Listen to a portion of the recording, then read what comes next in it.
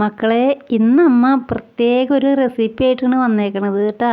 Video മക്കൾ മുഴുവനായിട്ട് കാണണം കേട്ടോ. ഇന്ന് നമ്മൾ സാമ്പാർ മുളക് വച്ചിട്ടുള്ള ഒരു അടിപൊളി അച്ചാറായിട്ടാണ് കേട്ടോ വന്നേക്കണത്. 250 ഗ്രാം പച്ചമുളക് എടുത്തിട്ടുണ്ട്. അത് നല്ലപോലെ കഴുകി രണ്ടായിട്ട് കട്ട് ചെയ്ത് വെച്ചിട്ടുണ്ട്. ഒരു 20 അല്ലി വെളുത്തുള്ളി എടുത്ത് അമ്മ കട്ട് ചെയ്ത് വെച്ചിട്ടുണ്ട് കേട്ടോ. ചട്ടി ചൂടായി വരുമ്പോൾ നമുക്കതിലേക്ക് പുളി പിഴിഞ്ഞത് ചേർത്ത് കൊടുക്കാം. ഒരു വലിയ ഗ്ലാസ് വെള്ളത്തിൽ 2 നെല്ലിക്കയോളം വരുന്ന പുളി പിഴിഞ്ഞിട്ടുണ്ട് കേട്ടോ. അതാണ് അമ്മ ചട്ടിയിലേക്ക് ഒഴിച്ചു കൊടുത്തത്. ഇനി നമുക്ക് നേരത്തെ അരിഞ്ഞു വെച്ച പച്ചമുളക് ചേർത്ത് കൊടുക്കാം. ഈ പച്ചമുളക് തന്നെ എടുക്കണം കേട്ടോ. നാടൻ മുളകായ നല്ല എരിവായിരിക്കും. അതിലേക്ക് നമുക്ക് 1/4 സ്പൂണോളം മഞ്ഞൾപ്പൊടിയും ഒരു കുറച്ച് മുളക് പൊടിയും ചേർത്ത് കൊടുക്കാം. ഇനി ആവശ്യത്തിന് ഉപ്പ് 2 സ്പൂണോളം ഉപ്പിട്ട് കൊടുക്കുന്നുണ്ട് കേട്ടോ. ഒരു ബെല്ലൻ ശർക്കര അമ്മ ഇവിടെ ചേർക്കുന്നുണ്ട് കേട്ടോ.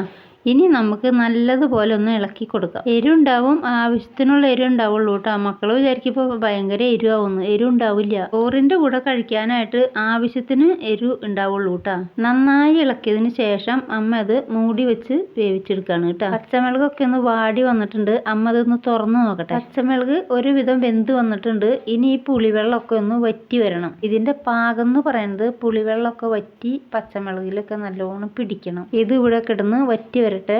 കണ്ടുകൊണ്ടിരിക്കുമ്പോൾ മക്കൾക്ക് ഇഷ്ടപ്പെട്ടാൽ ലൈക്ക് ചെയ്തിട്ട് കാണണം കേട്ടോ.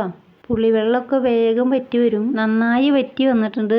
ഉപ്പ് കുറച്ച് കുറവുണ്ട്. അമ്മ ഇതിൽ കുറച്ച് ഉപ്പും കൂടി ചേർത്ത് കൊടുത്തിട്ടുണ്ട് കേട്ടോ. ഉപ്പൊക്കെ കറക്റ്റാണ്. ഇനി നമുക്ക് ഉലുവയും കായം പൊടിച്ചത് 1.5 സ്പൂണോളം ചേർത്ത് കൊടുക്കാം. കായവും ഉലുവയും പൊടിച്ചതാണ് അമ്മ ചേർക്കണത് കേട്ടോ.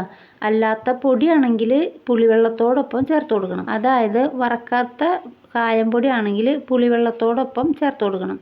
ഇനി ഇതിലേക്ക് കായവും ഉലുവയും ഒക്കെ നന്നായി പിടിച്ചു വരട്ടെ. അമ്മ ഇതിൻ്റെ ടേസ്റ്റ് ഒന്ന് നോക്കട്ടെ. എന്തെങ്കിലും കുറവുണ്ടെങ്കിൽ നമ്മൾക്ക് ഈ സമയത്താണ് ചേർത്ത് കൊടുക്കാൻ പറ്റുള്ളൂ. വായിക്കൊക്കെ രുചിയില്ലെങ്കിൽ ഈ അച്ചാറിൽ നിന്ന് ഒരു കഷ്ണം പച്ചമുളക് കടിച്ച് ചോറിണം. ഉലുവയുടെയും കായത്തിൻ്റെയും പൊടിയുടെ കുറച്ച് കുറവുണ്ടായിരുന്നു. അമ്മ അപ്പോൾ കുറച്ചും കൂടി ചേർത്ത് കൊടുത്തു. നല്ലതുപോലെ ഒന്ന് ഇളക്കി കൊടുക്കാം. അങ്ങനെ നമ്മുടെ അച്ചാർ റെഡിയായി. ഇനി നമുക്ക് കടുക് താളിച്ചൊഴിക്കാം കേട്ടോ.